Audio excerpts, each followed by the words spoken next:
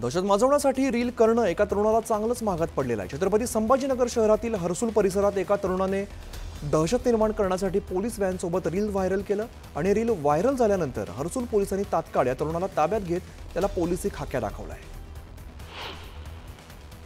शिवारातील रस्त्याचा वापर केल्याच्या कारणावरून अहिल्यानगर शेवगाव या तालुक्यातील वाघोली इथल्या संपत वांडेकर आणि त्यांच्या पत्नीला 5 ते 6 जणांकडून बेदम मारहाण करण्यात आलेली आहे। पोलीस प्रशासनाने या प्रकरणाची गंभीर दखल घेऊन दोषींवरती कठोर कारवाई करावी अशी मागणी संतप्त ग्रामस्थांनी केली आहे। संभाजीनगर शहरातील उच्चभ्रू भागात महिला आणि मुलींची छेड काढणाऱ्या तरुणाला पोलिसांनी अद्दल घडवली आहे। दुचाकीवरून मुलींना छेडणाऱ्या तरुणाला बेड्या ठोकत पोलिसांनी याच भागातून त्याची धिंड काढली। पुण्यात महावितरणचा कर्मचारी असल्याचं सांगत तिघांनी दुकानदाराला गंडवण्याचा प्रयत्न केलाय। दरम्यान पैसे उकळणाऱ्या 3 भामट्यांना सतर्क नागरिकांनी बेदम चोप दिला आणि त्यानंतर हे 2 भामटे पसार झाले असून एकाला हडपसर पोलिसांच्या ताब्यात देण्यात आले। नागपूरमध्ये महिलेने एका व्यक्तीची 18 लाख रुपयांची फसवणूक केली आहे। इन्कम टॅक्स कमी भरण्याच्या आमिषातून ही फसवणूक करण्यात आली आहे। दरम्यान या प्रकरणी महिलेविरोधात गुन्हा दाखल केला आहे। नागपूर जिल्ह्यातील अवैधरित्या शिक्षक नियुक्ती प्रकरणात नागपूर पोलिसांनी मोठी कारवाई केली आहे। बोगस कागदपत्रांच्या आधारावरती मुख्याध्यापक पदास मंजुरी देणारा उपसंचालक उल्हास नरडला गडचिरोलीमधून अटक केली आहे। भंडारा जिल्ह्याच्या लाखनी तालुक्यातील मुख्याध्यापक पराग पुडकेलाही ताब्यात घेतला आहे। उद्धव ठाकरे गटाच्या पदाधिकाऱ्यांनी शिवसेनेत शिंदे गटाच्या उल्हासनगर विभाग प्रमुखावरती तीक्ष्ण हत्यारांनी हल्ला केलाय। उबाटातून शिंदे गटात पक्षप्रवेश केल्याच्या रागातून प्रमोद पांडे यांच्यावरती हल्ला झालाय। पुण्यात एमपीएससीच्या विद्यार्थ्यांनी शरद पवारांची भेट घेतली। शरद पवारांनी विद्यार्थ्यांसमोरच एमपीएससी आयोगाचे अध्यक्ष रजनीश शेठ यांच्याशी फोनवरती चर्चा केली। यावेळेला विद्यार्थ्यांचे सर्व प्रश्न मार्गी लावू असं रजनीश शेठ यांनी पवारांना सांगितलं। पालघरच्या बहाडोलीत पाण्याची पाईपलाईन फुटली आहे। पाईपलाईन फुटल्यामुळे मोठ्या प्रमाणात पाणी वाया गेलंय। तातडीने पाईपलाईन दुरुस्त करण्याची मागणी केली जाते। बुलढाण्याच्या भोसामध्ये दूषित पाण्याचा पुरवठा होत असल्याची बाब समोर आली, त्यामुळे नागरिकांच्या आरोग्याला धोका निर्माण झालाय। दरम्यान तातडीने स्वच्छ पाण्याचा पुरवठा करण्याची मागणी नागरिक करत आहेत। त्र्यंबकेश्वरमधील अंजनेरी पर्वतावरती मधमाशांनी भाविकांवरती हल्ला केला। मधमाशांच्या हल्ल्यामुळे भाविकांची एकच धावपळ उडाली। अनेकांनी रुमाल शाल पांघरून घेत मधमाशांच्या हल्ल्यापासून सुटका करत बचाव केलाय। बदलापूर शहरातून वाहणाऱ्या उल्हास नदीला पुन्हा एकदा जलपर्णीचा विळखा पडलेला आहे। वालिवली परिसरातील नदीपात्रात पाण्यावरती जलपर्णीने आच्छादन पसरले, त्यामुळे नदीतील जलचरांचं अस्तित्व आता धोक्यात आलंय।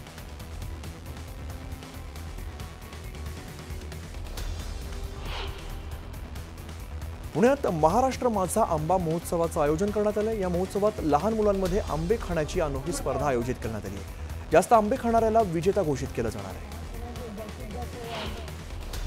ठाणे बोरिवली टनल प्रकल्पाविरोधात नागरिकांनी आंदोलन केलं। या प्रकल्पामुळे शेकडो झाडांची कत्तल होणार असल्याचा आरोप नागरिकांनी केलाय। दरम्यान आंदोलनात मोठ्या संख्येने नागरिकांनी सहभाग घेतला। गेल्या 24 तासात सोन्याच्या दरामध्ये तब्बल 600 रुपयांची वाढ झाली। जीएसटीसह सोन्याचा दर 96,614 रुपयांवरती पोहोचलाय, तर चांदीच्या दरात सुद्धा 500 रुपयांची वाढ झाली आहे। चांदीचा दर जीएसटीसह 98,680 रुपयांवर गेलाय।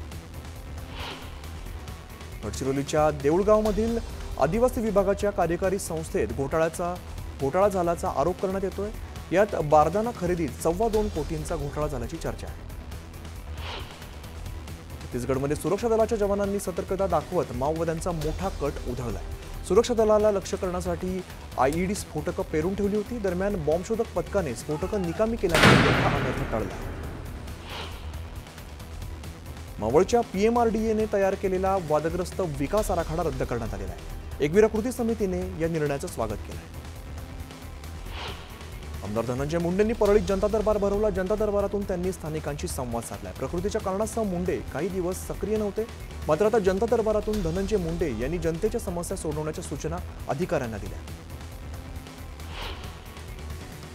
जनसामान्यांच्या कोंडलेल्या भावनांना वाट करून द्यायला आम्ही आलोय असं म्हणत गणेश नाईकांनी अप्रत्यक्षपणे शिवसेनेलाच घरचा आहेर दिलेला आहे। त्यामुळे आगामी ठाणे महानगरपालिका निवडणुकीत महायुतीचं समीकरण नेमकं कसं असेल याकडे सर्वांचं लक्ष आहे।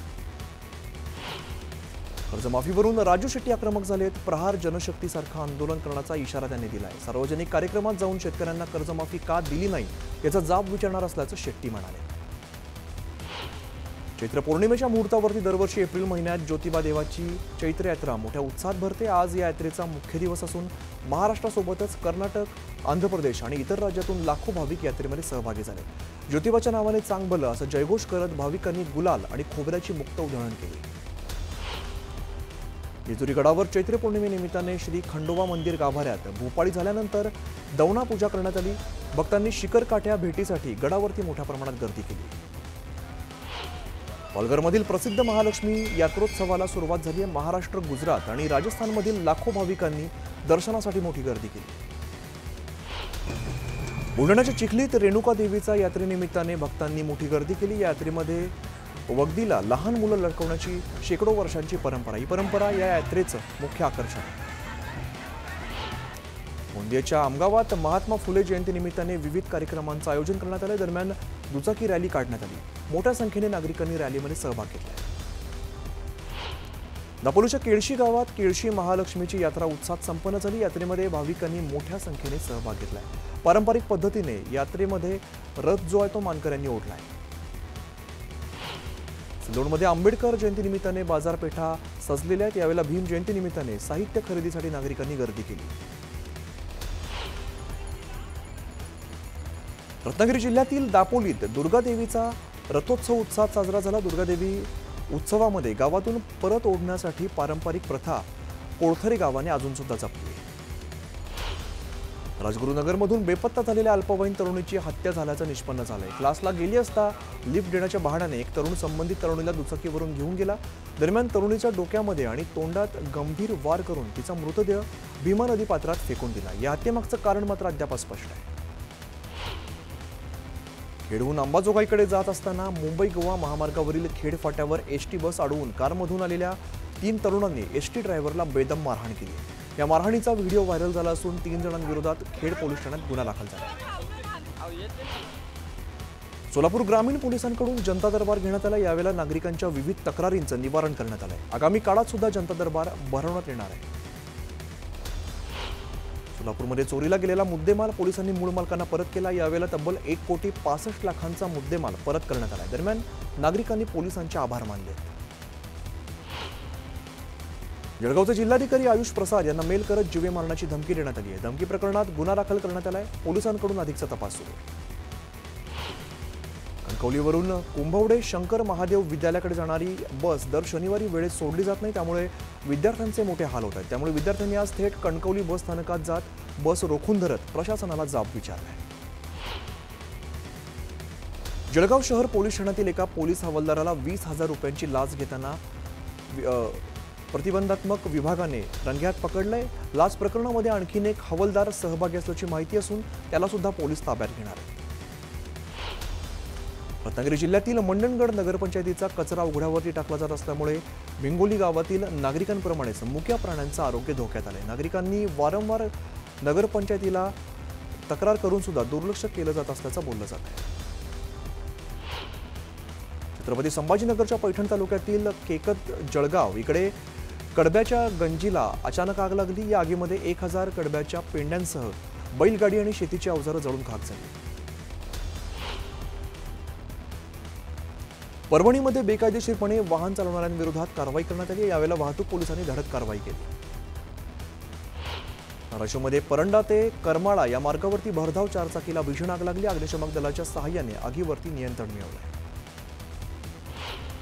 नांदेड जिल्ह्यातील अर्धापूर तालुक्यातील भोकर फाटा इकडे कार आणि ट्रॅक्टरचा अपघात झाला. दरम्यान कारची नुकसान भरपाई देण्याच्या मागणीसाठी कार मालकाने ट्रॅक्टरमधील 5 मजुरांना तब्बल 2 दिवस गॅरेजमध्ये डांबून ठेवले. पालघरच्या कवटेपाडा परिसरात सासऱ्याने जावयाची हत्या केलेली आहे. फसवणुकीच्या रागातून हत्या केल्याची माहिती समोर आली. या प्रकरणात आरोपी सासऱ्याला पोलिसांनी ताब्यात घेतले. केंद्रीय गृहमंत्री अमित शहा यांनी किल्ले रायगडावरती छत्रपती शिवाजी महाराजांना अभिवादन केलं. शिवरायांना अमित शहांनी पुष्पहार अर्पण केला. औरंगजेबाच्या कबरीवरती गृहमंत्री अमित शहांनी वक्तव्य केलंय. स्वतःला आलमगीर म्हटलेल्या व्यक्तीची कबर महाराष्ट्रात आहे. स्वतःला आलमगीर म्हणणारा महाराष्ट्रात पराभूत झाला असं अमित शहा म्हणाले. महाराजांचं राष्ट्रीय स्मारक दिल्लीमध्ये होणारच अशी घोषणा मुख्यमंत्री फडणवीसांनी केली। अरबी समुद्रातील स्मारक कोणत्याही स्थितीत झालं पाहिजे हा प्रयत्न आहे, लवकरात लवकर काम मार्गी लावू असं फडणवीसांनी सांगितलं। महापुरुषांचा अवमान कधीच सहन करणार नाही, महाराजांचा अपमान करणाऱ्याला टकमक टोकावरून ढकललं पाहिजे असं मुख्यमंत्री फडणवीस म्हणाले। शिवरायांचं दिल्लीत भव्य स्मारक व्हावं, महापुरुषांविरोधात बोलणाऱ्यांसाठी सरकारने कडक कायदा करावा, शिवाजी महाराजांचा सर्वमान्य इतिहास प्रकाशित करावा अशी मागणी उदयनराजे भोसलेंनी केली। उपमुख्यमंत्री एकनाथ शिंदेंनी अमित शहांची प्रशंसा केली आहे। शिंदेंकडून अमित शहांचा कणखर गृहमंत्री असा उल्लेख करण्यात आला आहे। रायगड किल्ल्यावरील कार्यक्रम आटोपल्यानंतर अमित शहा राष्ट्रवादीचे खासदार सुनील तटकरेंच्या निवासस्थानी स्नेहभोजनाला गेले होते। त्यांच्यासोबत मुख्यमंत्री फडणवीस, उपमुख्यमंत्री अजित पवार आणि एकनाथ शिंदे हे सुद्धा उपस्थित होते। या स्नेहभोजनाचं निमंत्रण भरत गोगावले यांना सुद्धा होतं, मात्र त्यांनी तटकरेंच्या घरी जाणं टाळलं। हनुमान चालीसा पठणाच्या वादानंतर आमदार रवी राणांनी अमरावतीत 111 फूट उंच हनुमानाची मूर्ती बांधण्याचा संकल्प केला होता। या मूर्तीच्या उभारणीचं काम आता अंतिम टप्प्यामध्ये आलंय। येत्या 6 महिन्यामध्ये केंद्रीय गृहमंत्री अमित शहा आणि मुख्यमंत्री फडणवीसांच्या हस्ते या मूर्तीचं लोकार्पण होणार असल्याची माहिती राणांनी दिली। अमित शहांनी रायगडमधील माती डोक्याला लावली आणि शत्रू कोण आहे ठरवावं असं म्हणत अरविंद सावंतांनी अमित शहांच्या रायगड दौऱ्यावरती निशाणा साधलाय। दौंडचे आमदार राहुल कुल यांनी केंद्रीय गृहमंत्री अमित शहांची भेट घेतली। भेटीदरम्यान मतदारसंघातील प्रश्नांविषयी चर्चा केली।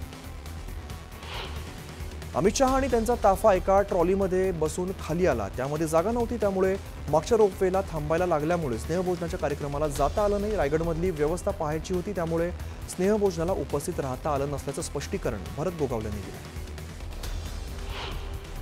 केंद्रीय मंत्री अमित शहांची भेट केवळ कौटुंबिक भेट होती, या भेटीमध्ये कोणतीही राजकीय चर्चा झालेली नाही असं सुनील तटकरेंनी पत्रकार परिषदेमध्ये स्पष्ट केलं। तसंच पालकमंत्री पदाबाबतही चर्चा झाली नसल्याचं तटकरेंनी सांगितलं।